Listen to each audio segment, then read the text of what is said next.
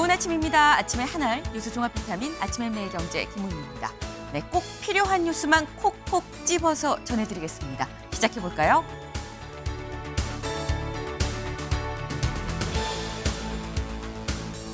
네, 매일경제 일면입니다.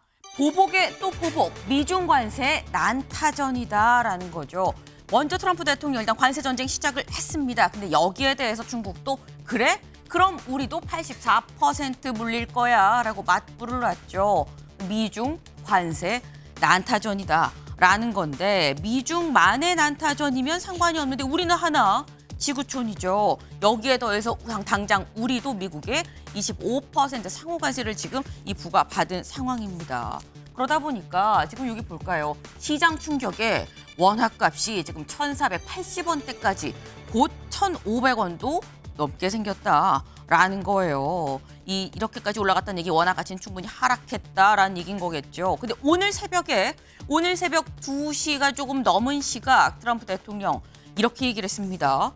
이 미국 관세에 보복하지 않는 국가에 대해서 90일간 상호 관세 유예하겠다라고 전격 발표를 했습니다.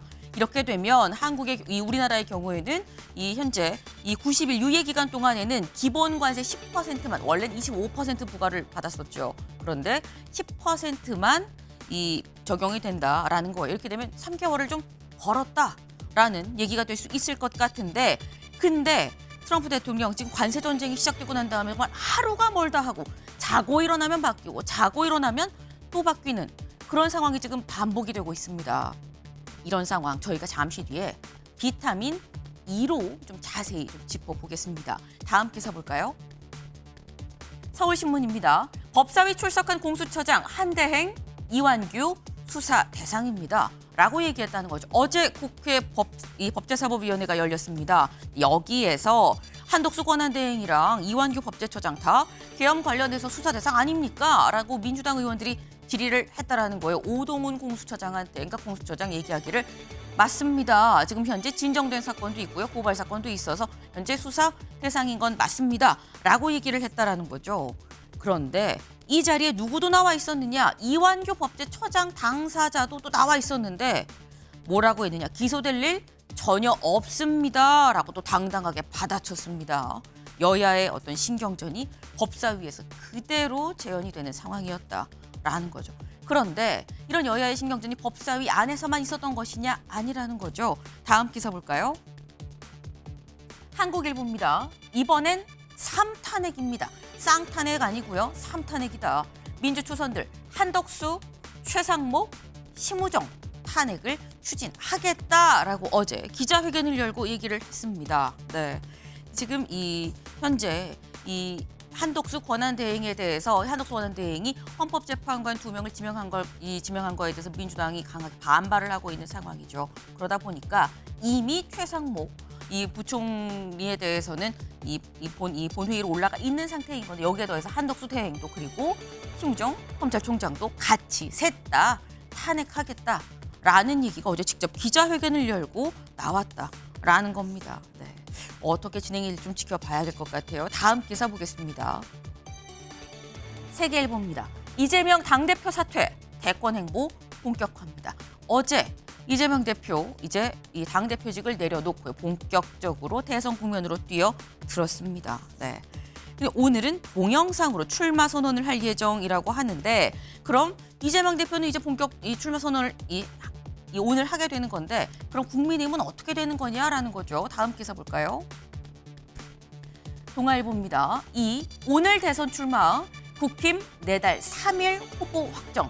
국민의힘은 지금 후보가 상당히 많죠. 두 자릿수인데 이제는 앞자리가 2가 될 수도 있겠다라는 얘기까지 나오고 있습니다. 지금 어제 국민의힘 선관위를 열고 일정을 좀 대략적으로 잡았는데 5월 3일에는 경선을 통해서 후보를 확정하겠다라고 입장을 밝혔습니다. 이재명 대표도 그리고 이 국민의힘 입장에서도 다들 이제 점점 한 걸음 한 걸음 대선으로 다가가고 있다라는 거죠. 이 얘기 저희 잠시 뒤에 대담으로 좀 짚어보겠습니다.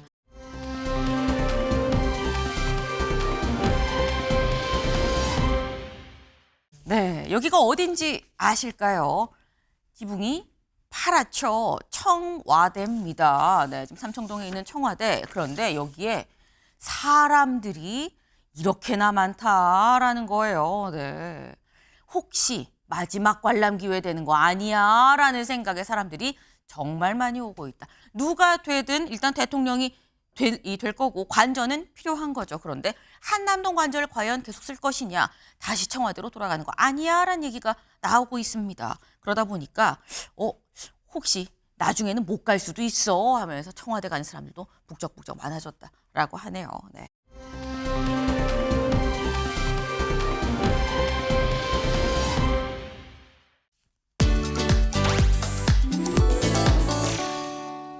네, 오늘의 비타민 E입니다. 조금 전 새벽에 나온 따끈따끈한 소식인 거죠.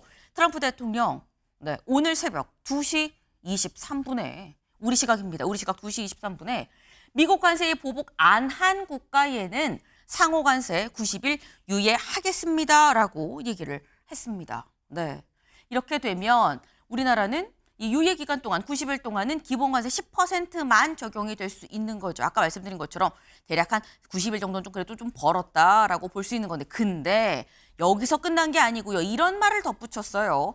한국에서 우리 방위비 보전을 못 받고 있다. 이거 무역협상에서 좀 같이 논의를 좀 해봐야 되는 거 아니겠느냐. 무역협상에서 좀 패키지로 좀 논의를 하자라고 얘기를 했습니다. 트럼프 대통령 당선 전에 우리나라를 머니머신이라고 얘기를 했었죠. 그러면서 분담금 100억 달러를 얘기를 했었는데 이 얘기를 다시 꺼냈다라는 겁니다. 노골적으로 지금 패키지를 지금 얘기를 하고 있는 만큼 방위비를 더 내고 관세를 덜 내든, 아니면 이 방위비는 이 방위비를 내지 않고 관세로 오히려 좀 더 많이 미국에 좀 줘야 될 수 있는 상황일 수도 있겠다. 이런 형식으로 좀 협상이 이루어지지 않겠느냐라는 생각이 지금 듭니다. 근데 우리나라에 부과된 관세만 우리나라한테 영향을 미치는 건 아니죠. 우리나라는 일단 90일간 보류가 되긴 했습니다만 옆나라 중국은 상황이 좀 심각해지는 모습입니다. 왜? 오늘 새벽에 트럼프 대통령이 뭐라고 얘기를 했느냐. 중국은 125%로 물릴 거예요 라고 또 올렸습니다. 사실 오늘 이 일면에, 오늘 이 조간 한국일보 일면 기사를 좀 같이 볼까요? 오늘 일면 기사입니다. 미국 104% 관세 때리자 중국도 84%로 맞보복했다. 앞서서 미국이 물렸던 관세가 104%였었어요. 여기에 중국이 그럼 우리도 84%. 그런데 오늘 새벽 2시가 넘어서 트럼프 대통령 84%. 그럼 받고 125라고 얘기를 했다라는 거죠.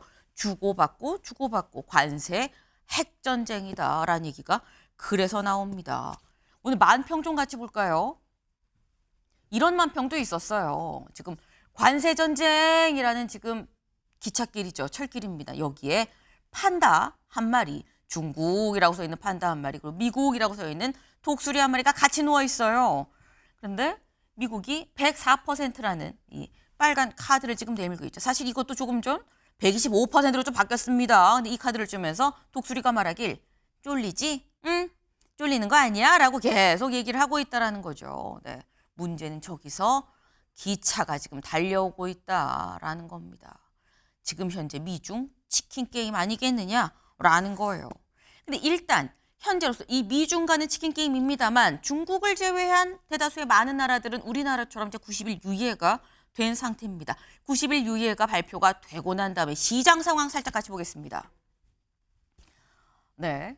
지금 현재 다우지수 장중 4만 선 회복했고요. 그리고 뉴욕 증시 이 나스닥이 12% 올랐습니다. 급반등했다. 유가 4%대로 반등했고요. 금값은 왜 떨어져? 안전자산이 돼 있었는데 금값도 2%대 상승했다라는 거죠. 그러니까 다들 일단 90일 유예 소식을 듣고서 조금씩 좀 올랐다, 회복을 좀 하고 있다라는 건데, 우리나라가 중요하죠. 어제 우리나라 주식시장 어땠느냐 같이 좀 볼까요? 관세 폭탄에 어제 환율은 1,500원에 육박했고요. 코스피는 2,300선이 붕괴됐습니다. 네.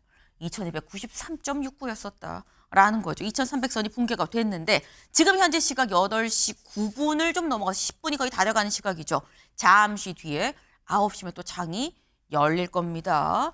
우리 장에서는 어떻게 반응을 할지 그것도 좀 같이 봐야 되겠다 싶네요. 아침에 매일경제 뉴스 종합 비타민 언제나처럼 TV로 좀 크게 보시다가요. 궁금한 점 유튜브 댓글로 남겨주시면 같이 좀 얘기를 해보겠습니다. 함께해 주실 분들 소개합니다. 안녕하세요. 안녕하세요.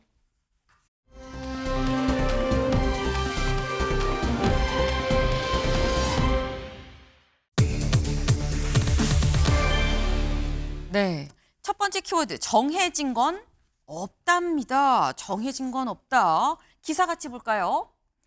짙어지는 대망론 한대행 국익 위해 혼신의 힘 대국민 메시지를 냈다라는 거죠. 대망론이라는 얘기가 나오고요. 한덕수 대행의 지금 얘기입니다. 처음에 얘기가 나오길 한덕수 차출론이었었는데 이젠 대망론이다라는 거예요. 왜 대망론이냐? 한대행 어제 자신의 SNS에 글을 올렸습니다. 어떤 글인지 같이 볼까요? 통상전쟁에서 대한민국 국익을 최대한 확보하는 게 저한테 주어진 가장 큰 책무라고 생각합니다. 앞으로 길고 어려운 협상이 남아 있습니다. 혼신의 힘을 다하겠습니다. 라고 이런 글을 올렸다라는 거죠. 네. 지금 한대행 차출설이 돌던 와중에 대통령 몫의 헌법재판관 2명을 지명을 하면서 이게 적극적으로 나오지? 혹시 정말 출마하는 거 아니야? 라는 얘기가 한번 쫙 또 돌았죠. 이런 가운데 나온 메시지가 가장 큰 책무, 혼신의 힘을 다하겠다라는 어떻게 보면 대국민 메시지가 나왔다라는 겁니다. 김진욱 대변인님, 이거 어떻게 봐야 되는 겁니까? 사실 어떻게 보면은 다른 데 눈 돌릴 틈 없어요. 나 여기에 좀 혼신의 힘을 다해야 됩니다라고 해석할 수도 있는 거고요. 어떻게 보면 이 중요한 일 제가 좀 막아보겠습니다. 과로 대선 나올 수 있어요라고 해석될 수도 있는 거거든요. 저는 후자인 것 같습니다. 나온다. 네, 나올 가능성 있다라고 봅니다. 왜냐하면 앞으로 길고 어려운 협상이 남아있는데 여기에 혼신의 힘을 다하겠다. 길고 어려운. 근데 길다라는 것이 앞으로 지금 한덕수 권한대행의 임기가 오늘로 54일 남았습니다. 네. 그런데 54일을 길다고 할 수 있을까요, 과연? 아하. 저는 그거보다는 훨씬 길어야 된다고 봅니다. 그렇다면은 54일 이후에도 본인이 계속해서 이 역할을 이어가겠다, 맡고 싶다 이런 의지를 피력한 거 아니냐라고 저는 개인적으로 해석할 수밖에 없을 것 같고요. 지금 이 한덕수 대망론이라는 표현이 오늘 나오지 않았습니까? 대망론이라는 표현이 나왔다라는 것은 그만큼 보수 진영에서 지금 국민의힘에서 한 15룡 이렇게 얘기하고 많게는 한 20룡 이렇게 얘기하는데 네. 그 20룡이 용이 아닌 거죠.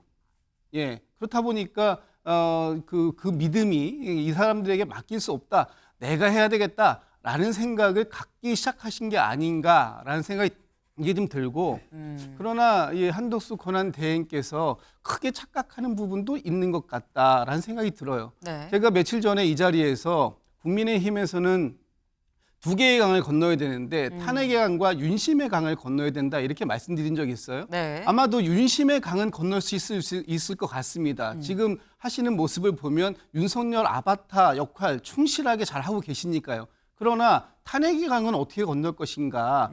지난 12.3 비상계엄에서 본인이 적극적인 부하 수행을 적극적인 중요 임무를 맡지 않았다라고 해서 과연 12.3 비상계엄으로 인한 윤석열 대통령의 조기 파면 이 사태에 대한 책임이 없을까요?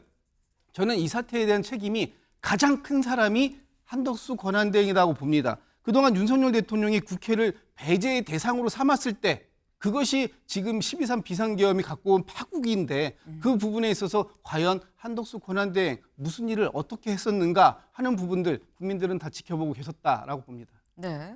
지금 말씀은 한덕수 대행 본인이 출마할 생각이 있다는 오히려 방증 아니겠느냐. 왜? 이 길고 중요한 협상이 앞에 놓여 있다라고 했는데 본인 임기는 54일밖에 안 남았는데 뭐가 길다는 거냐. 그 뒤에도 계속하겠다는 의지 표명 아니겠느냐라고 말씀을 하셨어요. 사실 한덕수 대행이 이번에 관세 전쟁이라고 좀 표현을 하죠. 관세 전쟁 관련해서 앞서서 CNN이랑 인터뷰할 때 이렇게 얘기를 했었습니다. 잠깐 들어보고 올까요? I think we should, in a very cool way assess what this kind of 25% means for us, and we should, in a very cool way, I don't think that kind of, fighting back will improve the situation dramatically. 네, 한대행 CNN이랑 인터뷰를 하면서 직접 이 CNN 기자한테 이렇게 얘기를 하고 있죠. 우리는 미국에 맞서지 않고 협상을 할 겁니다. 한중일 같이 좀 동맹으로 해서 뭔가 같이 움직이는 거 아닙니까? 라는 이런 식의 질문에 대해선 그게 우리나라 한국에 이익이 될 것 같지 않아요? 라고 지금 얘기를 했어요. 근데 실제로 오늘 새벽 2시에 트럼프 대통령이 뭐라고 얘기를 했느냐? 미국에 보복하지 않는 나라는 90일 유예를 하겠다라고 얘기를 하면서 그래 맞서지 않는 게 또 현명한 처사였었네라는 게 약간 드러나고 있는 좀 그런 상황인 거죠. 근데 그러다 보니까 김기영 대변인님 일각에선 한대행 벌써 참모가 좀 붙은 거 아니야? 원래 트럼프 대통령이 좀 유예할 얘기가 좀 솔솔 있어서 알고 이 타이밍에 맞춰서 CNN 인터뷰도 하고 SNS에 글도 올리고 좀 다 계산이 좀 된 거 아니야라는 얘기도 있을 수 있어요. 한덕수 대행께서 이제 그 대통령목 네. 헌재 관련해서 지명하지 않았습니까? 재판 관련해서, 재판관 관련해서. 그다음에 미국 트럼프 대통령과 통화를 했습니다. 그리고 네. CNN 어떻게 보면 인터뷰를 했는데 트럼프가 통화를 한 다음에 뭐라고 얘기했냐면 무역 협상을 할 때 한국과 일본 같은 동맹 관련해서 우선해라 그렇게 얘기했습니다. 그런 우선을 하라고 했다는 건 그건 뭐냐면 한덕수 대행께서 분명하게 한국이 미국과의 어떤 이 관세 협상에서 우리가 잘할 수 있는 부분에 대해서 얘기를 했고 말이 통했다는 거 아닙니까? 실질적으로 중국을 배제하고 우리가 얻은 게 있습니다.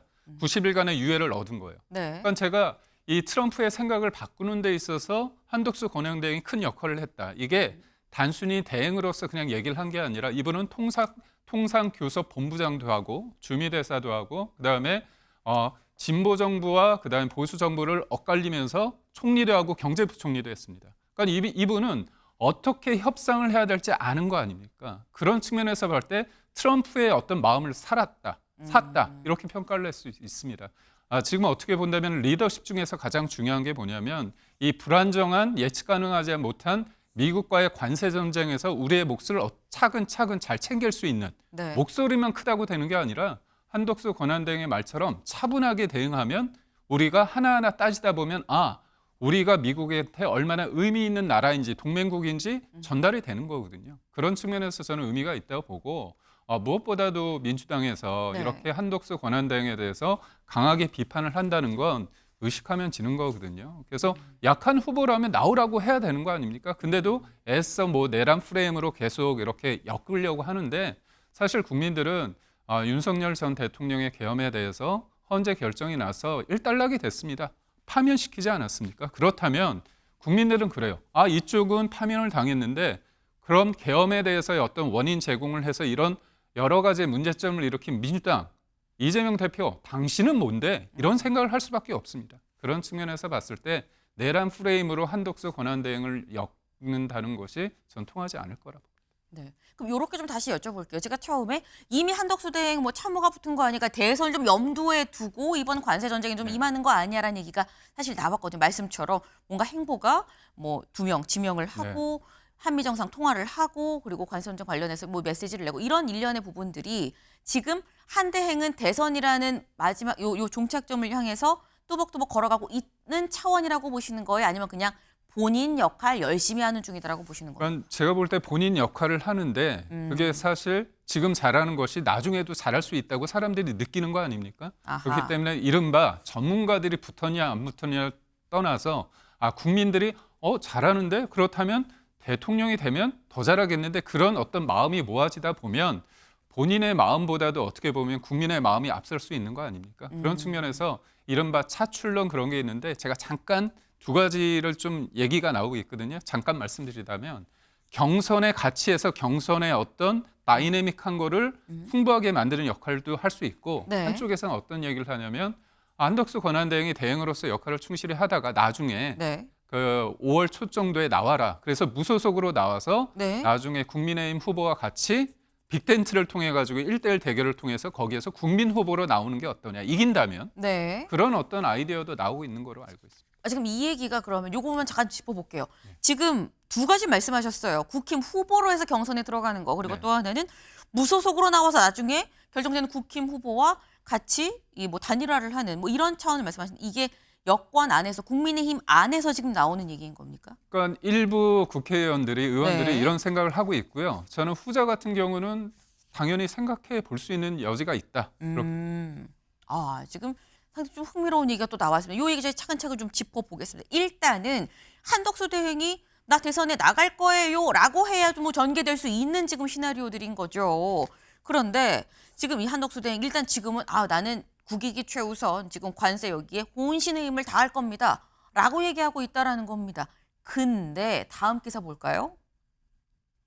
이 과정에서 아까 말씀드렸죠. 한미 정상 통화가 있었습니다. 그때 대선에 나갈 것인가? 라고 트럼프 대통령이 한덕수 대행한테 그때 통화로 물어봤다는 거예요. 한덕수 대행의 답이 궁금하죠. 뭐라고 얘기했느냐? 여기 나와 있습니다. 한 대행은 여러 요구와 상황이 있어서 고민 중입니다. 결정한 것은 없습니다. 라는 취지로 말하면서 즉답을 피했다라는 겁니다. 근데 사실 어제까지 알려지기로는 김진욱 대변인님, 주변의 사람들한테 대선에 디귿자도 꺼내지 마라고 얘기를 했었는데, 지금 트럼프 대통령한테 했다는 얘기, 이게 맞다고 한다면 트럼프 대통령한테는 고민 중입니다, 결정된 건 없어요라고 얘기했다라는 거예요. 이건 어떻게 해석을 해야 되는 겁니까? 저 디귿자도 끝내지 마가 거짓말이든가 아니면 결정한 것이 없다가 거짓말인가, 둘 중에 하나는 거짓말이겠죠.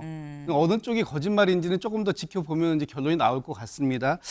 지금 국민의힘의 대변인께서도 한덕수 대행 띄우기에 적극적으로 나서시는 거 보니까 한덕수 대행 출마할 것 같다라는 생각이 들고요. 지금 트럼프 대통령이 대선에 출마할 거냐라고 물었던 것이 네. 저게 이제 저 말이 사실이라면 네. 단순한 덕담은 아닌 것 같아요. 미국의 대통령이 아무런 정보 없이 대선에 출마하십니까? 라고 전화통화해서 물었을까요? 저는 그렇게 보지 않거든요. 그렇다면 그것은 뭐냐? 이미 한덕수 권한대행에 대한 네. 움직임이 미국 측에서 봤을 때도 사실상의 대권 행보로 읽히는 부분이 있기 때문에 물어본 것일 것이고요. 거기 대답을 하잖아요. 여러 요구와 상황이 있어서 고민 중이다. 안 나갈 것 같으면 디귿자도 꺼내지 말아라고 얘기했다면 저 안 나갑니다 라고 얘기했어야 되는 것이 맞는 것이 아닌가. 그런데 그 즉답을 피했다라는 것은 여전히 가능성이 있는 것이고, 지금 한덕수의 권한대행은 자기 정치 중이다라고 볼 수밖에 없다. 저는 그렇게 생각합니다. 네, 지금 한 대행은 자기 정치하고 있는 거 아니겠느냐? 아니었다면 트럼프 대통령한테도 대선에 디귿자도 꺼내지 마세요, 그래서 그거 없어요 라고 딱 잘랐어야 되는데, 고민 중이다라고 얘기한 게 그 방증 아니겠느냐라는 거예요. 실제로 어제 아까 제가 살짝 얘기를 했었죠. 이 SNS에 글을 올렸다라고 했는데 거기에 뭐 대국민 메시지뿐만이 아니라 이런 내용도 있었습니다. 어떤 내용이냐? CNN 인터뷰랑 트럼프 대통령 통화가 겹쳐서 시간이 없어서 집무실에서 간부들이랑 김밥을 먹으면서 우리 측 논점 어떻게 할지 좀 준비를 좀 했다. 다행히 인터뷰도 정상 통화도 상대국 반응이 좀 좋더라라고 얘기를 했다라는 겁니다. 근데 또 이걸 두고 이렇게 또 해석을 한 사람도 있어요, 김기영 대변인님. 김밥 먹으면서 준비한 것까지 굳이 얘기할 필요가 있어? 이거 왜 좀 약간 정치적인 언어 아니야? 라고 보는 사람도 있을 수 있거든요. 뭐 국민들한테 열심히 하고 있다. 네. 소통의 언어라고 봅니다. 소통의 언어다. 소통의 언어고 어떤 정치적인 의미가 있을 수 있겠죠. 근데 저는 트럼프 대통령이 한덕수 대행에게 그런 걸 물은 건 어떻게 보면 내심이 좀 나왔다. 왜 그러냐면 네. 트럼프 입장에서는 중국 견제 봉쇄 이게 가장 큰 거 아닙니까? 네. 그거는 민주당, 공화당을 떠나서 다 그런데 특히나 이제 트럼프가 그러는데 민주당의 이재명 대표 민주당 같은 경우는 이재명 대표께서 중국의 CC에 대만의 CC에 그런 얘기를 하지 않았습니까? 근데 한덕수 대행은 누가 보더라도 다 아는 한미 동맹의 수호자 아닙니까? 한미 동맹? 그렇다면 트럼프 입장에서는 네. 이 사람이 대응을 하는데 말을 하니까 영어로도 하고 잘 통한다는 거 아닙니까? 근데 지금도 잘하고 있는데 앞으로도 잘할 사람이라고 생각이 드는 거죠. 그렇기 때문에 진짜 궁금해서 당신 나올 거야? 이렇게 물을 수 있는 겁니다. 근데 이게 어떤 의미냐? 네. 그만큼 트럼프가 신뢰할 수 있다는 느낌을 가졌다는 게 되게 중요한 겁니다. 특히나 트럼프는 다른 여타 정상과 달리 탑다운 방식으로 모든 걸 진행하지 않습니까? 그래서 믿을 만한 사람인지가 굉장히 중요한데 첫 번째 통화를 통해서 이 사람 믿고 심지어 지금뿐만이 아니라 앞으로도 믿을 수 있다. 그렇기 때문에 당신 대통령 나오는 거냐? 이렇게 물었다는 거죠. 이거는 우리가 가진 한덕수 권한대행이 대통령이 되느냐 안 되느냐를 떠나서 굉장히 대한민국으로서는 큰 자산이다. 그렇기 때문에 이 부분에 대해서는 민주당이 비판할 게 아니라 좋아할 것이다. 저는 칭찬할 대목이다. 이렇게. 네. 오히려 트럼프 대통령이 그렇게 물어봤다는 얘기, 한덕수 대행의 능력을 다시 한번 볼 수 있는 계기가 된 거 아니겠느냐. 그건 단순히 한덕수 대행이 대선에 나오냐 안 나오냐가 아니라 우리나라 측면에서, 국익 측면에서 좋은 일 아니냐라고 또 이렇게 말씀을 하셨어요. 그런데 한대행도 한대행인데 일단 지금 현재 한대행 얘기는 전원에 따르면 고민 중이라고 합니다. 아직 뭐 결정된 건 없지만 고민 중이라는 게 한대행의 입장이라고 한다면 주변 분위기를 좀 봐야겠죠. 근데 주변 분위기도 좀 달라지는 것 같다라는 생각이 들어요. 권성동 원내대표 얘기 잠깐 들어보고 오겠습니다. 많은 의원들께서 한덕수 대행이 뭐 후보로서 적절하지 않느냐는 의견을 갖고 있는 의원님들이 많이 있는 것으로만 알고 있을 뿐이고 지도부 입장에서는 거기에 대해서 언급하는 것 자체가 적절치 않다고 생각합니다. 저희들은 국민들로부터 사랑받고 또 신뢰를 받고 있는 많은 분들이 저희 당의 후보로 등록해 주기를 원하고 있습니다. 글쎄 뭐 그렇게 보는 분들도 있을 수 있지만은 이제 뭐 한 달, 한 20일 정도면은 차기 대통령이 선출이 되고 또 대한민국 정부는 시스템으로 돌아가고 있기 때문에 저는 뭐 약간의 리스크는 있을 수는 있지만은 큰 혼란은 없을 것이다 그렇게 생각합니다. 네, 권성동 원내대표 그제는 뭐라고 얘기를 썼느냐? 기자가 물어봤을 때 뭐 내가 지도부라서 말하는 건 좀 적절하지 않은데 뭐 그렇게 말하는 의원들이 좀 있어요라는 정도로 얘기를 했었어요. 나는 아닌데 뭐 주변에서 얘기가 있더라라는 취지였었는데 어제 물어본 거에 대해선 국민들로부터 사랑과 신뢰를 받는 많은 분이 우리 당의 후보로 오는 게 좋은 거 아니냐? 난 그걸 원한다라고 얘기하면서. 뭐라고 얘기했냐. 국정 공백 있는 거 아니에요? 라는 질문에 이게 다 시스템으로 돌아가니까 리스크는 있지만 큰 혼란은 없지 않겠어요? 라고 얘기를 했습니다. 근데 이 얘기는 김기영 대변인님. 이게 전날 있었던 이 발언이랑 같이 비교를 해서 보면 권성동 원내대표는 나는 찬성인 것 같다라는 생각이 좀 들거든요. 지도부 입장에서는 당연히 네. 대선을 이기는 게 목표고 네. 이기기 위해서는 경선을 잘해야 되는 거 아닙니까? 경선에 대해서 이제 한덕수 권한대행이 만약에 등판을 하신다고 한다면 네. 매기 효과가 크겠죠. 매기 중에서도 굉장히 큰 매기일 겁니다. 그러니까 이른바 관심도를 갖기 위해서는 이 특이사항이 있어야 되잖아요. 뉴스도 특이사항이 있어야 되는데 아무래도 한덕수 권한대행이 온다면 사람들 입장에서는 그런 관련 뉴스를 더 보는 거 아닙니까? 네. 그리고 한덕수 권한대행을 통해 가지고 또 한덕수 권한대행이 최종적으로 후보가 안 되더라도 그 과정 속에서 다른 후보의 비교 속에서 다른 후보가 더 부각이 될 수도 있는 겁니다. 그렇기 때문에 우리가 답을 정해놓고 한덕수 권한대행을 사실상 추대한다는 게 아니라 그냥 어떻게 보면 여러 가지의 어떤 경선 과정 속에서 만약에 오게 된다면 그건 효과는 굉장히 클 것이다. 그렇기 때문에 더군다나 한덕수 권한대행이 만약에 경선 쪽에서 보여주는 게 뭘까? 그렇게 네. 본다면 정책과 연륜 아니겠습니까? 경험? 그렇다면 상호 비방이 아니라 정책적인 정당의 면모를 보여줄 수 있기 때문에 저는 굉장히 미래지향적인 경선이 될 수밖에 없다. 그렇게 봅니다. 국민의힘 입장에서는 우리가 마다할 게 뭐 있냐. 오면 환영이다. 왜? 오면 매기가 들어오는 거기 때문에 좀 더 경선이 활발하고 선의의 경쟁이 활발해지지 않겠느냐라는 말씀을 하셨어요. 근데 그렇다고 한다면 김준욱 대변인님, 민주당 입장에서 한덕수 대행은 매기입니까?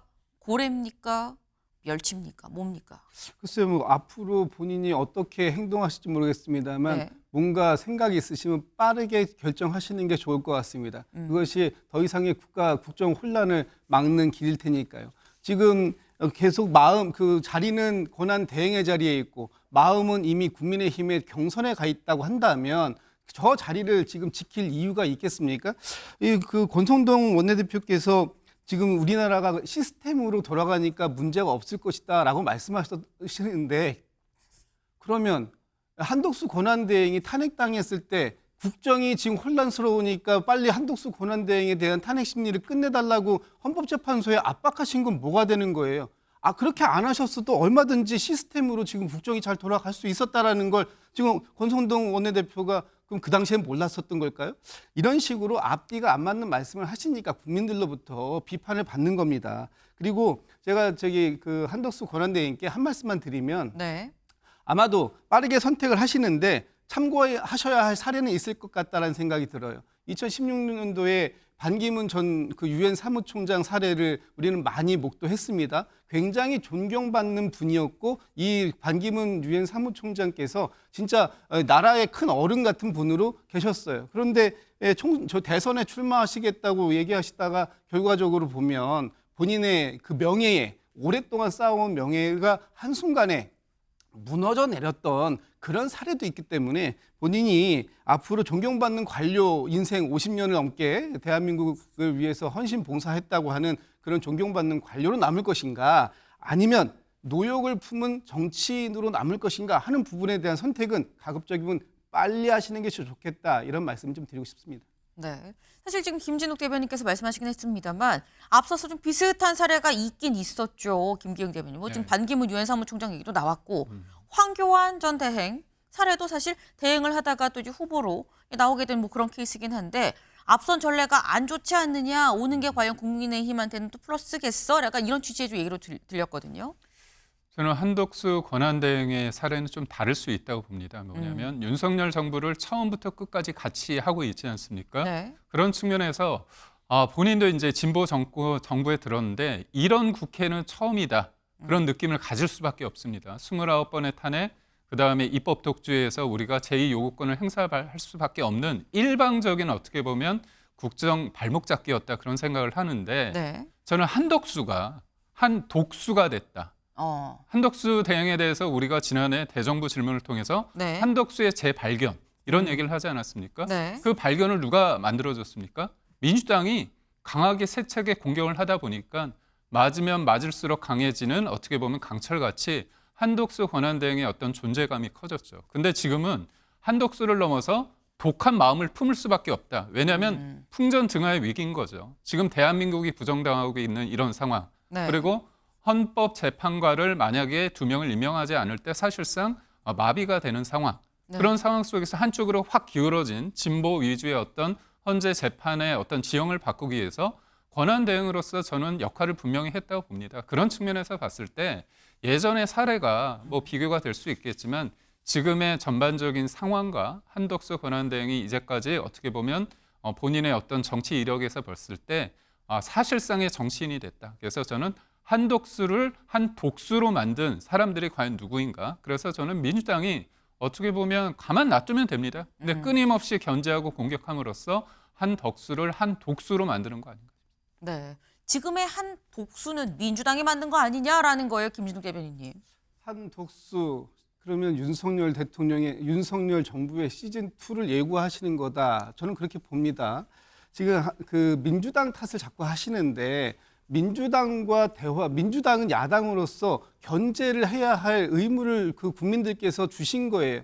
그래서 국회를 배제의 대상으로 삼고 국회에서 입법 발의한 부분들에 대해서 거부권을 40번, 한덕수 권한대행도 그중에 9번을 하셨죠. 네. 이렇게 계속해서 만약에 하실 각오가 있으시다. 그래서 한덕수가 아니라 한독수를 고집하시겠다라고 한다면 역시나 국회를 배제의 대상으로 삼았던 윤석열 전 대통령의 전철을 그대로 답습해가는 그런 모습으로 국민들이 기억하게 될 것이다. 이런 말씀 드립니다. 네. 과연 한덕수 대행이 이 국민의힘의 경선 안으로 들어올 것이냐 안 들어올 것이냐 여부가 사실 어떻게 보면 첫 번째 관전 포인트가 좀 될 수 있을 것 같은데 선관위원장인 황우여 이 부총리죠. 이 황우여 전 부총리가 어제 이렇게 얘기를 했습니다. 잠깐 들어보고 오실까요? 당사자가 의중이 없는 것으로 알렸는데다가 제가 여쭤보고 싶은 건 꽃가마 이렇게 본 경선에 바로 올리는 거 이게 가능해요? 우리 당원 당규가 그렇게 안 돼 있어요. 그렇게? 네, 그래서 그거에 따라서 진행하는 거니까요. 예. 그리고 다른 후보들하고 일단은 공정하게 공평하게 해나가야 되니까요. 한덕수 권한대행이 출마 의지가 있다면 14, 15일 양일간 중에 하루에 일단 등록은 해야지 자격이 생기는 거죠. 그죠? 그렇죠. 해주셔야죠. 네. 마지막 말이 약간 의미심장하죠. 물론 질문에 대한 답이었습니다. 그렇죠. 해주셔야죠. 라고 또 좀 이렇게 끝났어요. 네. 그 지금 꽃가마 뭐 이런 것도 지금 물어보고 그랬는데 우리 당원 당규가 그렇게 안 돼 있어요. 라고 얘기를 하고 있습니다. 그런데 조금 전 황우여 이 선관위원장이 언론 인터뷰에서 뭐라고 얘기했느냐. 선관위는 한덕수의 희응자도 꺼내지 않았다. 꽃가마 선관위에서 전혀 생각하지 않고 있어요. 그런데 만약에 나오실 생각이 있으면 이번 주 중에는 좀 결정을 해야 됩니다. 왜? 월요일부터 후보 등록이거든요. 라는 얘기를 지금 했습니다. 일단 국민의힘 입장에선 그리고 국민의힘 선관위 쪽의 얘기를 좀 들어봐도 명확하게 나오세요라는 얘기는 아니지만 나오면 뭐 우리는 나쁘지 않아 좋지라는 분위기가 지금 살짝 감지가 되고 있는 건데 근데 김기영 대변인 아까 살짝 말씀하신 게 지금 당 내에서 나오는 얘기가 한덕수 대행이 경선이 아니라 사실 지금 뭐 저희가 선관 이런 얘기는 경선 얘기인 거거든요. 다음 주 월요일부터 등록이라는 건 경선이 아니라 무소속으로 나와서 나중에 단일화를 하는 한도 당내에서 나온다. 이 의견이 한 명이 얘기한 거, 10명이 얘기한 거, 50명이 얘기한 게 무게가 다르거든요. 어느 정도입니까? 제가 볼 때는 구체적인 숫자는 모른데요. 네. 근데 이런 얘기를 들었을 때 저희가 이기기 위한 하나의 전략으로 충분히 가능하다는 생각은 많이 할 것 같습니다. 경선부터 만약에 한다면 지금의 네. 대응으로서 관세 전쟁 이런 부분을 분명히 해결해야 되는 어떤 책무가 있잖아요. 네. 하지만 온전하게 이제 4월 달엔 그거에 대해서 집중을 하고 5월 초 정도에 된다면 국민들도 이런 식의 성과를 보인 사람이 다음 대통령의 어떤 할 수 있는 게 아닌가. 그렇다면 국민의힘의 경선을 통해서 만들어진 후보와 네. 그다음에 무소속 후보인 한덕수 후보가 뭔가 나중에 빅텐트를 통해 가지고 최종 국민 후보로 된다고 한다면 당연히 국민들 입장에서는 다양한 선택지가 있으면 좋은 거 아닌가요? 그런 측면에서 봤을 때 정치는 상상력의 영역이다 그렇게 생각할 때 저도 그 얘기를 누군가 했을 때 네. 솔깃하더라고요. 그러니까 솔깃한다는 건 뭐냐면 공감할 수 있다는 거고 그 공감이 쌓이면 실질적으로 현실화될 수 있다는 겁니다. 네. 지금 하신 얘기 무소속으로 나와서 추후 국민의힘 후보와 단일화하는 이런 방안도 지금 현재 안에서 얘기가 흘러나오고 있다라는 거죠. 그런데 한대행이 지금은 막 그렇게 나올 생각이 없는데 떠밀려서 나오는 형국이 될 수도 있다라는 얘기도 나옵니다. 다음 기사 볼까요? 이번엔 3탄핵. 민주초선들 한덕수, 최상목, 심우정 탄핵 추진한다. 어제 이 민주당 초선 의원들이 직접 기자회견을 했습니다. 잠깐 들어보고 올까요?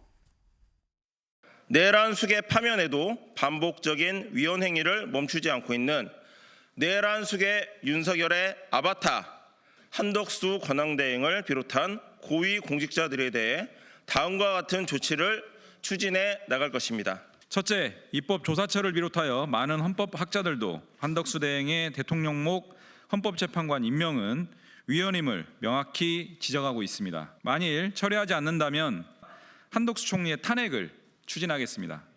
둘째, 차순위 대통령 권한대행인 최상목 기획재정부 장관 겸 경제부총리도 함께 탄핵해야 합니다. 최상목 장관은 권한대행 시절 마은혁 재판관 미임명 등 수많은 위헌적 행위와 월권을 자행했고 네. 일단 3명 모두 다 탄핵을 하겠다라고 지금 얘기를 하고 있어요. 근데 일단 뭐 이 자체도 지금 눈길이 가는 대목이긴 합니다만 저희가 한덕수 대행 얘기를 하고 있었는데 한대행에 대해서 다시 재탄핵에 좀 나서겠다라고 지금 얘기를 한 겁니다. 김준욱 대변인님. 이렇게 되면 사실 한대행 나가라고 민주당이 등 떠미는 거 아니야? 라는 얘기가 나올 수도 있어요.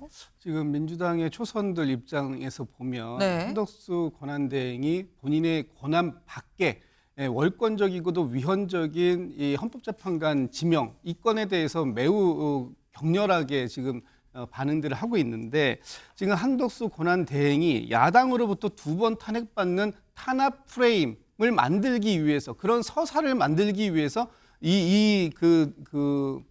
헌법재판관 지명을 강행했고 그것을 통해서 탄핵을 유도하려고 하는 거 아니냐라고 바라보고 있는 시선들도 굉장히 많습니다. 그래서 이 부분에 대해서도 우리가 좀 여유를 가지고 네. 이 부분을 어떻게 볼 것인가 하는 부분에 대해서도 고심해야 된다라는 지금 당내 분위기도 그래서 상당히 있어요. 그렇기 때문에 지금 저 같은 경우도 심정적으로는 이렇게 월권적이고도 본인에게 권한도 없는 권한을 행사하면서 또 위헌적인 부분까지 이렇게 마다하지 않는 한덕수 권한 대행에 대해서는 강력한 책임을 물어야 된다라고 생각하지만 네. 또 한편으로 대선이라는 걸 놓고 보면 이런 식으로 야당에게 도발을 유도해 오는 것을 알면서도 그걸 받아줘야 되겠느냐 하는 부분에 있어서는 고민이 깊다 이런 말씀을 드립니다. 네.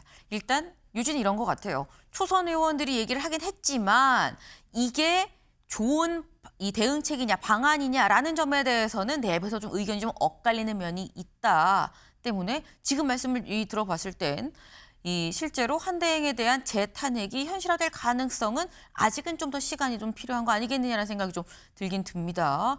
지금 한덕수 대행은 무슨 생각을 하고 있을까요?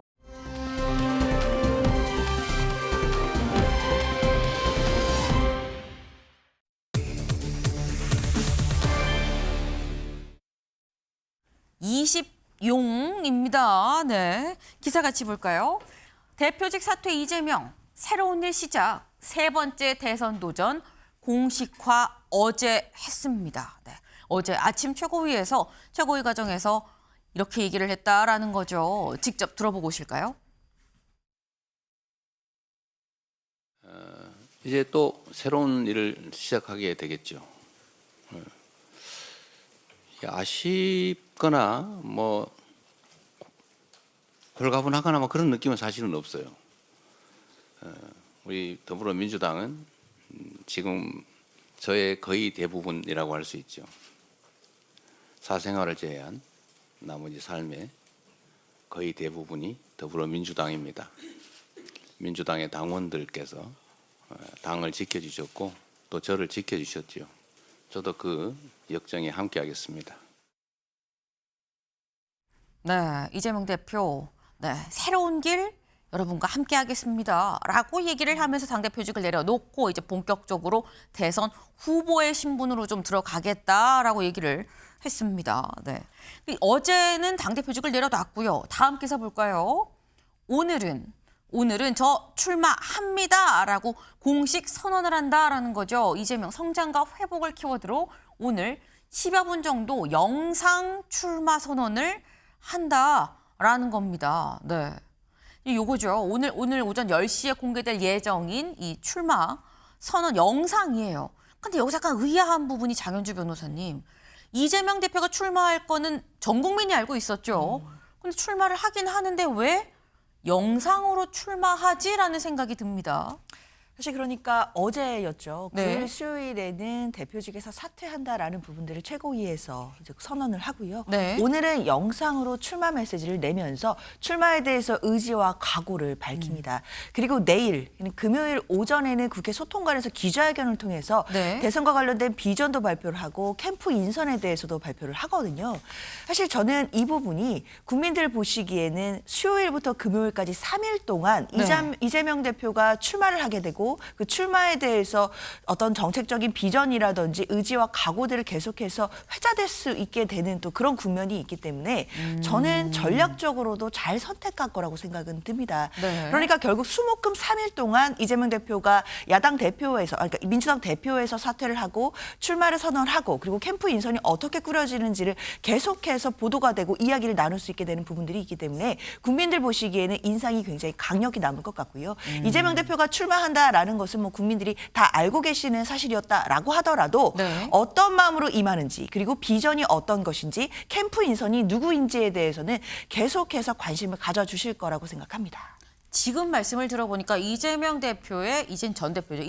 전 대표의 살라미 전략이다라는 말씀이에요. 한번 툭 하고 나면은 그날밖에 이슈가 안 될 수 있지만 오늘은 영상, 내일은 기자회견, 다음 날은 또 뭐 이렇게 하게 되면은 오늘도 내일도 모레까지 3일 연속으로 좀 이슈가 되지 않겠느냐라는 건데 이걸 지금 들어보니까 최진영 변호사님 이재명 대표 이번에 준비를 좀 단단히 한 것 같다. 살라미 전략도 좀 들고 나왔다라는 생각이 듭니다. 부자 몸살인다.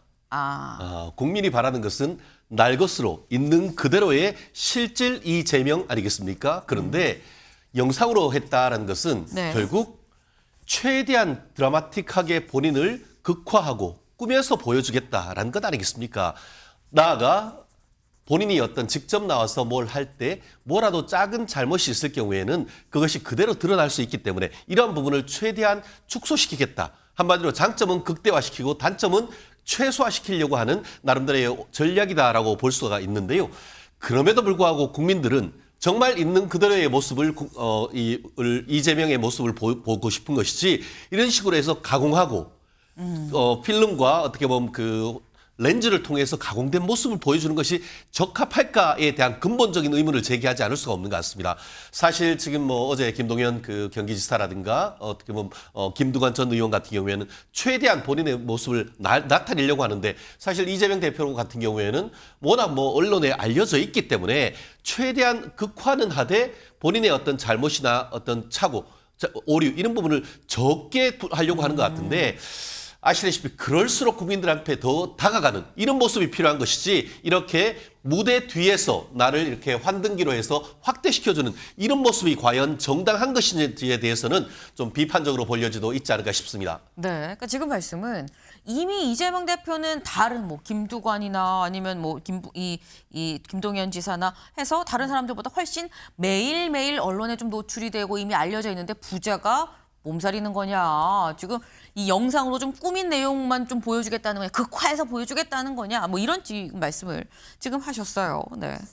지금 사실 말씀 중에 살짝 나오긴 했습니다만 이재명 대표가 굉장히 지금 준비를 좀 많이 했죠. 많이 한 상태에서 뭐 꾸민 거다라는 비판도 하긴 하셨습니다만 이재명 대표는 굉장히 좀 이번에 작심을 정말 한 것 같다라는 생각이 드는 대목이기도 합니다. 살라미 전술을 쓴다는 건.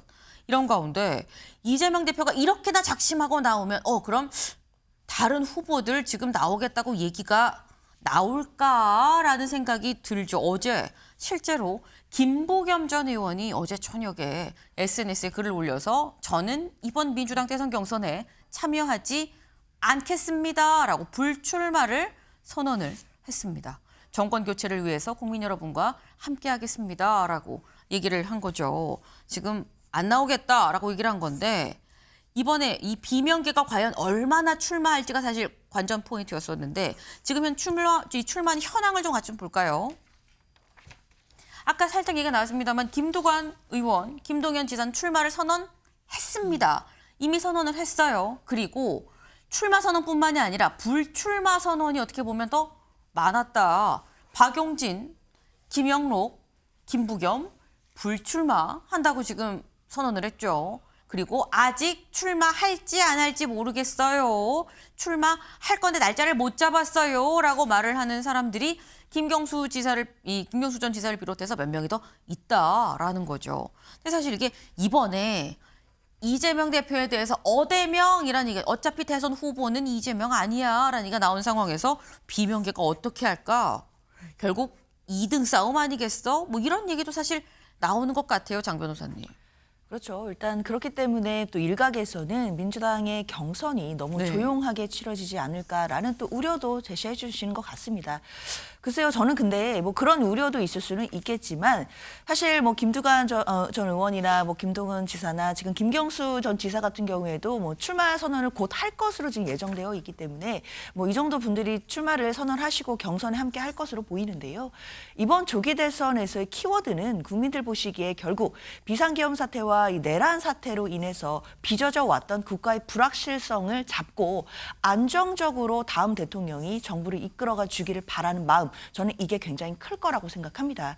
그렇기 때문에 뭐 경선에서 많은 후보들이 각축전을 벌이면서 뭐 이른바 뭐 컨벤션 효과를 누리는 것, 뭐 이것도 중요할 수는 있겠지만 짧은 경선 기간 동안 안정적으로 당의 어떤 정책과 비전을 국민들께 제시하고 어떻게 안정시키고 국민들을 통합해 나가겠다라는 부분을 책임 있게 있게 보여주는 것, 이것도 굉장히 중요하다고 생각하거든요. 민주당은 그런 면에서는 이번 경선 자체가 뭐 다채로움은 조금 부족하다라는 비판이 있을지는 모르겠지만 국민들 보시기에 집권을 하고자 하는 책임 있는 정당으로서의 안정적인 모습 보여드릴 수 있을 것 같고요. 뿐만 아니라 지금 꼭 필요한 안정적인 리더십, 그리고 통합의 리더십, 그리고 정책적으로도 경제와 민생을 어떻게 살릴지에 대해서도 구체적인 모습들을 보여드릴 수 있겠다라는 생각도 들기 때문에 이번 짧지만 압축적이고 안정적인 경선을 위해서는 또 어느 정도의 좀 구도는 나오는 것 같다라는 생각도 듭니다. 네, 다채롭지 않을 수는 있지만 하지만 안정적인 어떤 집권, 이 집권 여당의 면모를 좀 보여줄 수 있는 거 아니겠느냐라는 이런 말씀을 지금 하셨어요. 이게 실제로 이재명 대표 입장에서는 이 경선보다는 본선을 좀 더 신경을 쓰는 것 같다. 그럼 경선의 포인트는 대체 뭐냐라는 거죠. 다음 기사 볼까요?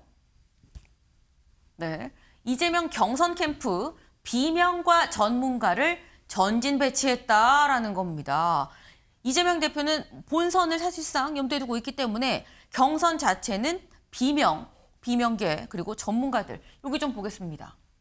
이번에 지금 이 대선 지원 조직 캠프 윤호중 선대위원장, 강훈식 총괄, 윤호덕 정책, 김병기 조직, 한병도 상황 등등등해서 캠프 조직, 의원 조직, 원외 조직까지 쭉 있는데 일단 좀 다소 개파색이 좀 였다고 얘기되는 사람들이 일단 캠프에 좀 포진이 돼 있다라는 거죠.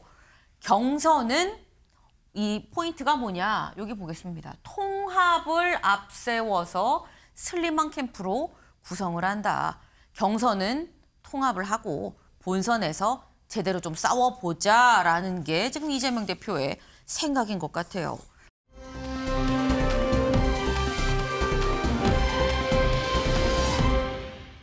이재명 대표는 사실 본선 준비하고 있다고 하는데 그럼 국민의힘은 어떻게 하냐라는 거죠. 예, 국민의힘.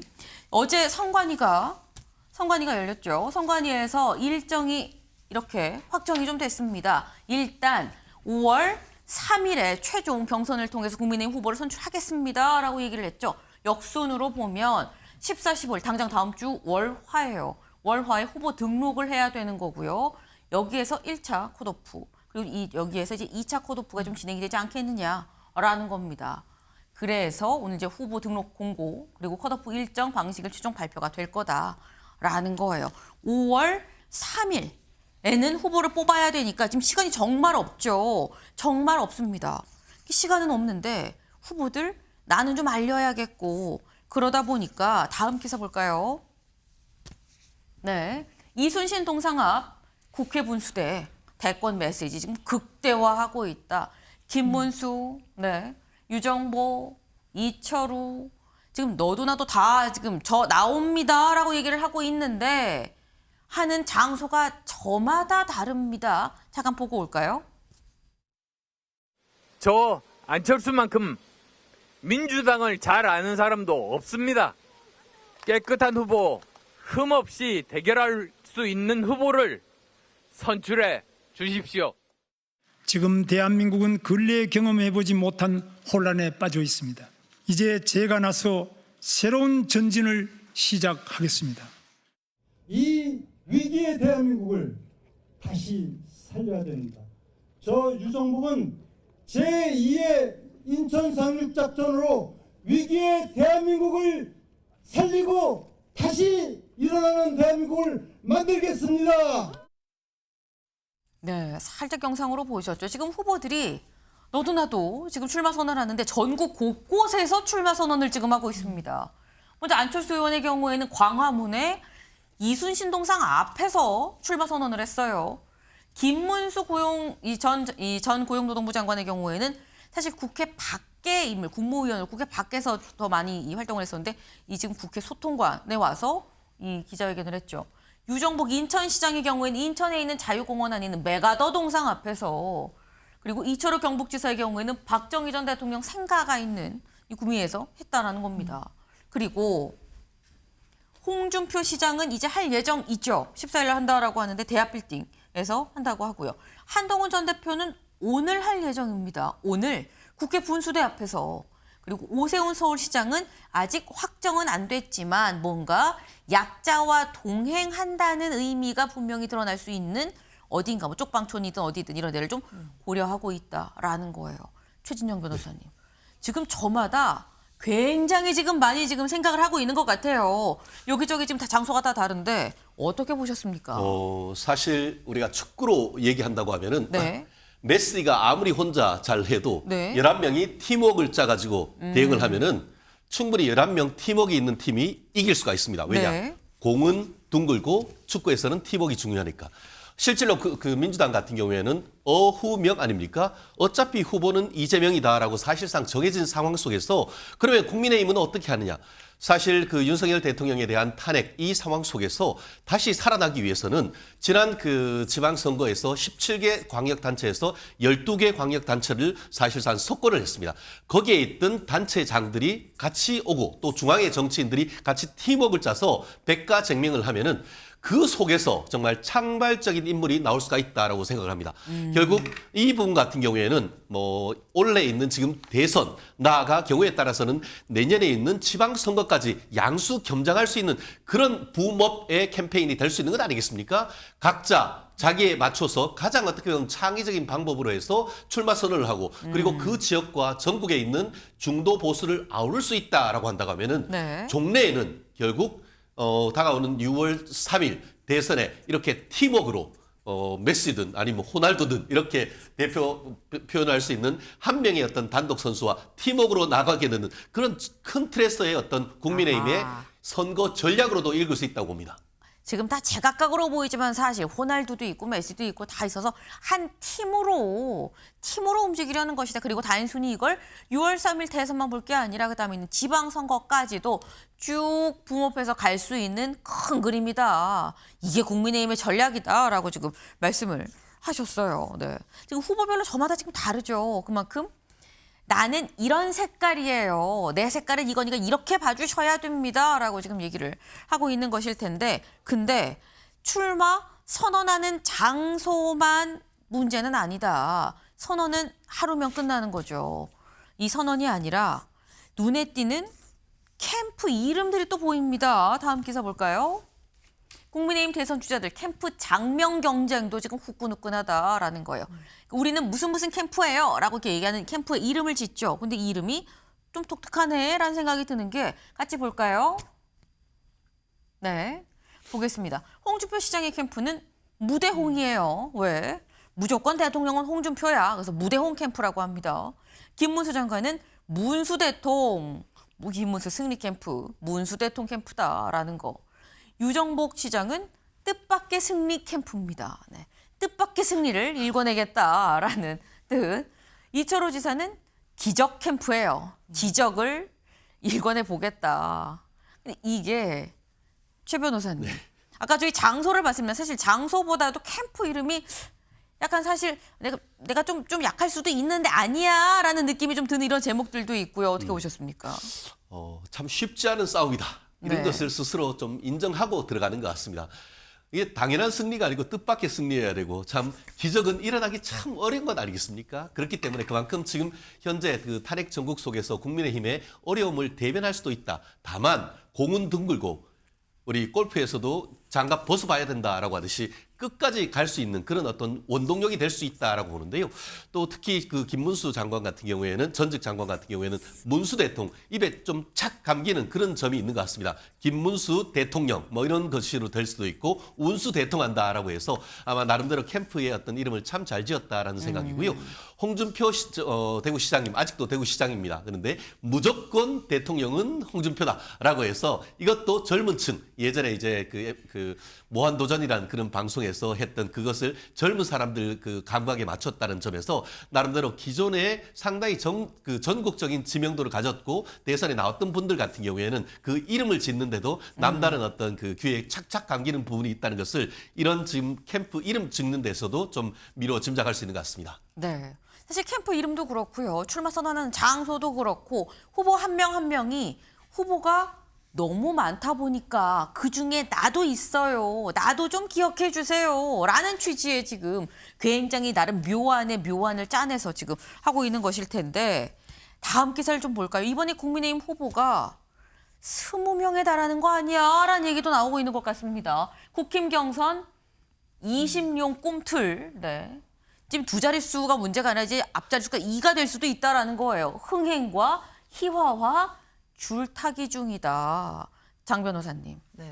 흥행과 희화화 경계선은 뭘까요? 글쎄요, 사실 뭐 흥행이다라고 한다면 이제 우리가 이제 컨벤션 효과다 이런 네. 얘기들을 많이 합니다. 앞서서도 말씀드렸지만 지금은 일반적인 경우, 그러니까 평상시 상태의 대선이 아니라 조기 대선입니다. 네. 게다가 국민의힘이 배출한 대통령이 탄핵되고 파면된 이후에 벌어지는 지금 조기 대선이기 때문에 경선 과정도 길지 않게 진행이 됩니다. 그 과정에서 뭐 20명에 가까운 후보들이 나와서 각축전을 벌이는 모습, 그게 어떻게 본다면 흥행하는 모습으로 보일 수도 있겠지만 또 국민들 보시기에는 상당히 안정되지 못한 불안정한 모습으로 보일 수도 있겠다라는 생각이 들고요.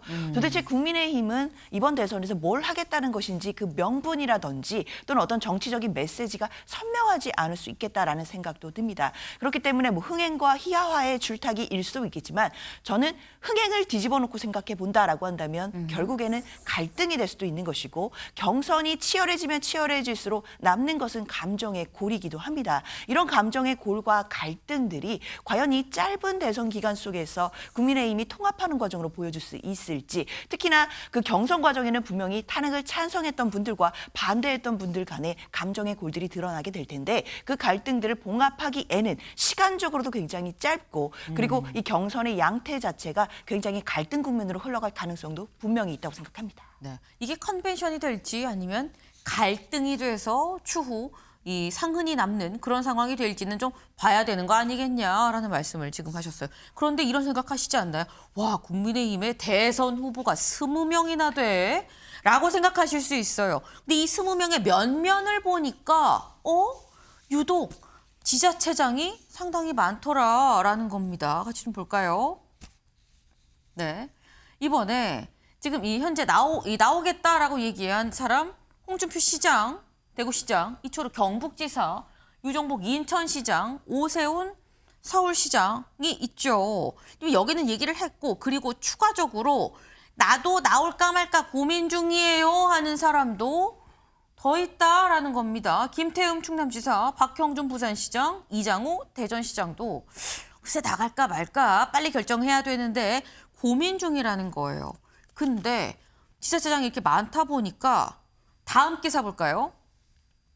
이런 우려가 있다. 행정공백 어떡하지? 휴가 내고 대선판에 뛰어든다 그러면 괜찮은 거야? 라는 얘기가 나올 수 있습니다. 최진영 변호사님 어떻게 보세요? 민주당 프레임이죠.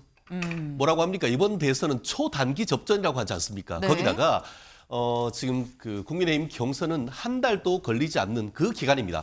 특히 지금 그 본 경선 하기 전에 예비 경선으로 통해 가지고 사실상 2명 내지 4명으로 그냥 추려지는 시간은 2주도 안 됩니다. 우리가 여름 휴가 길게는 2주도 가고 이번 2월 달 실질적으로 하루 더 쉬어가지고 10일 가까이 우리가 휴가를 가기도 합니다. 네. 그동안 회사가 망합니까? 전혀 그렇지 않죠. 그렇기 때문에 지금 이번 특히 대구 경북 지역의 산불 같은 경우에도 이제 비가 내리고 하면서 어떻게 보면 굉장히 어려운 시기는 지금 넘어가고 있지 않습니까? 그렇다고 한다고 하면은 대한민국의 미래를 짊어질 그런 리더를 뽑는 이 정도에서라고 한다고 하면은 이런 지역의 방백들이 한 2주 내지 길어도 한 달 정도의 어떤 시간을 내는 것은 그 지자체 시민들도 충분히 저는 이해할 수 있을 것이다라고 생각을 합니다. 네, 지자체 시민들도 그 정도의 기간은 일주일 혹은 열흘 정도의 기간은 이해하지 않겠느냐라고 말씀하셨어요.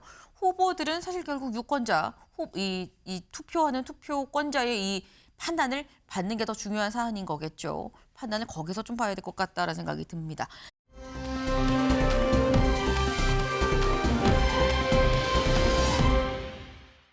아침에 중요한 사람들이 주목해보는 시간이죠. 아침엔 피플 보겠습니다. 첫 번째 인물 우원식 국회의장이에요. 기사 같이 볼까요? 3일 만에 개헌 접은 우원식. 네, 우원식 국회의장 개헌이라는 공을 쏘아 올렸는데 그 공 3일 만에 본인이 다시 잡았습니다. 어제 우원식 의장 자신의 SNS에 글을 올렸어요. 뭐라고 올렸느냐? 대선 이후 본격 논의를 대선 이후의 논의를 이어가자라고 얘기를 한 거죠. 현재로서는 대선 동시투표 개헌 사실상 어려워졌다고 판단을 합니다. 라고 얘기했습니다. 그래서 각 정당 지도부 공감대 변수가 발생했고 그래서 충분히 이걸 수용하는 게 최선이고 그래서 다시 의견을 수렴하겠습니다. 대선 이후에 천천히 가시지요 라는 얘기를 올렸습니다. 근데 우 의장의 이 대선 이후에 논의합시다 라는 얘기에 오늘 만평 같이 볼까요? 네. 개헌 어려워져. 대선 후에나 라고 지금 얘기를 하니까 여기 볼까요? 근데 이렇게 말하고 있는 우원식의 사실 뒤통수가 아야 다쳤어요. 누구한테? 친명계한테 좀 다쳤어요. 말로는 한덕수 나빠. 한덕수 대행이 이 헌법재판관 2명 지명해갖고 지금 상황이 다 틀어진 거 아닙니까? 라고 얘기했는데 사실 뒤통수에는 친명계한테 맞아서 그런 거 아니야? 라는 얘기가 나온다라는 것 같아요. 만평으로는. 장 변호사님 어떻게 보세요? 글쎄요, 저는 우원식 의장이 나름의 철학과 또 네. 본인의 나름대로의 의지에 의해서 지금 관련된 개헌 논의를 제언했다고 생각은 드는데요. 그 이후에 지금 여러 가지 비판들도 있었던 것도 분명하고 또 한계가 노출됐던 것도 있습니다. 아시다시피 시기적으로도 굉장히 좀 단기간에 해야 된다는 또 어려움도 있었고 그리고 절차적으로도 뭐 국민투표법을 개정해야 되는 문제도 있었고 그리고 가장 본질적이라면 개헌이라는 거는 우리나라 국가 시스템을 바꾸는 굉장히 중요한 문제인데 중요한 건 그런 국민들의 공감대를 모으는 게 가장 중요할 겁니다. 그럼에도 이런 방식이면 상층식 방식이 될 수 있기 때문에 좀 비판이 있었다는 점을 고려해서 의장이 마음을 바꿨다라고 생각을 하지 이것이 그냥 단순히 친명계에서 비판했기 때문에 의장이 마음을 바꿨다라고 하는 건 저는 우원식 의장에게도 좀 신뢰되는 분석이라고 생각합니다. 네, 이게 단순히 뭐 친명계가 안 돼라고 얘기를 해서 그랬던 것이겠느냐. 현실적으로 이 일을 성사하기 어려운 상황인 걸 고려해서 한번 좀 물러난 거 아니겠냐라는 말씀을 또 하셨습니다.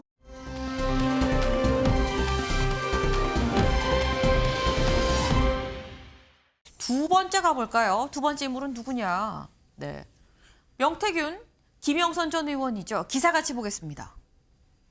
네, 명태균, 김영선 구속 145일 만에 보석. 최진영 변호사님. 네.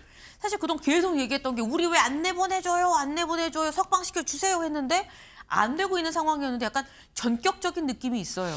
꼭 그런 게 아니고요. 네. 원래 1심 동안 구속할 수 있는 기간이 6개월입니다. 네. 6, 3, 18, 180일 정도 되는데 지금 현재 재판부가 이제 그 석방을 해주면서 했던 이유가 두 가지였습니다. 하나는 이 180일, 6개월 이내에 판결 선고하기에는 너무 시간이 짧다.